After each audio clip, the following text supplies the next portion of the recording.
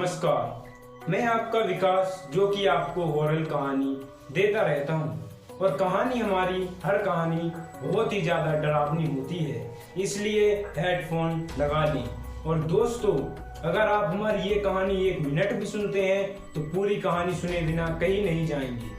और अगर आप हमारे चैनल पर पहली बार आए हो तो सब्सक्राइब जरूर कर लें, जिससे कि हॉरर कहानी आप तक सबसे पहले पहुंचे। और ज़्यादा समय ना गवाते हुए कहानी स्टार्ट करते हैं दोस्तों।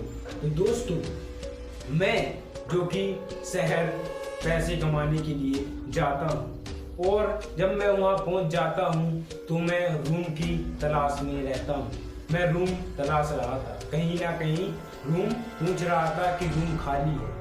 एक गली में जाकर मुझे वहाँ रूम तो मिल गया, लेकिन वहाँ की जब मैंने सच्चाई सुनी तो मैं उतना ज़्यादा नहीं डरता था, तो मुझे कोई फर्क नहीं पड़ा।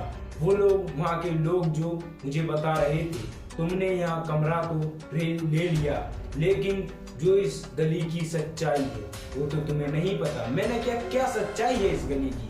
वो लोग बोले कि रात को इस गली में जो कि सफेद साड़ी पहनकर एक औरत आती है, और तुम कभी रात से बाहर मत निकलना कमरे में, रात को कमरे में से बाहर मत निकलना। मैंने उनकी बातों को ऐसे ही टाल दिया, क्योंकि मैं इन चीज़ों पे विश्वास नहीं रखता था दोस्तों। फिर मेरे एक दो दोस्त बने उसी गली के, और वो दोस्त भी मुझे यही बातें बताते थे, लेकिन मैं उनकी बातें मजाक में डाल देता था। एक दिन पूरे मोहल्ले में, पूरे शहर में लाइट नहीं थी, और जो कि लाइट नहीं थी दोस्तों, तो सब कमरे बंद कर लेटे हुए थे उस चुड़ैल की वजह से। कोई कमरे में से रात को बाहर नहीं निकल रहा था, सब पसीने में हो गए थे दोस्तों। मेरे को ज़्यादा पसीना आया तो मैंने बर्दाश्त नहीं कर पाया, और मैं छत की तरफ बढ़ गया।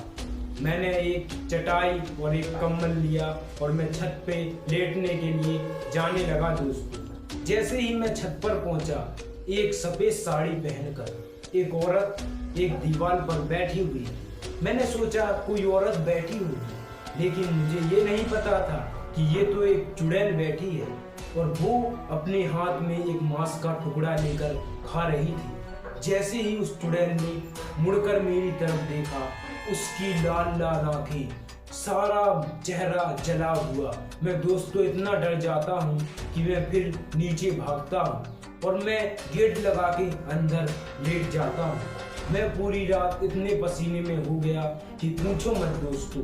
और फिर जब मैंने अगली सुबह गांव वालों को, शहर वालों को, मोहल्ले वालों को, सबको बताया दोस्तों कि मेरे साथ ऐसी घटना घटी है, फिर वो लोग बोले कि तू हमारी बात पर विश्वास नहीं रखता था ना, और इसीलिए तेरे साथ ये हादसा हुआ है। अगर तू हमारी बात सुन लेता तो तेरे साथ ऐसा कुछ नहीं दिखाई देता। और फिर दोस्तों, क्या पता क्या हुआ, उसी दिन से उस मोहल्ले में, उस गली में चुड़ैल दिखना बंद हो गई। और अगर आपको कहानी में थोड़ा इंटरेस्ट लगी हो, और इस कहानी का जो कि दोस्तों ये यहीं खत्म नहीं हुई है, इसका दूसरा पार्ट भी आप लोगों को मिलेगा। और जब तक के लिए दोस्तों, नमस्कार।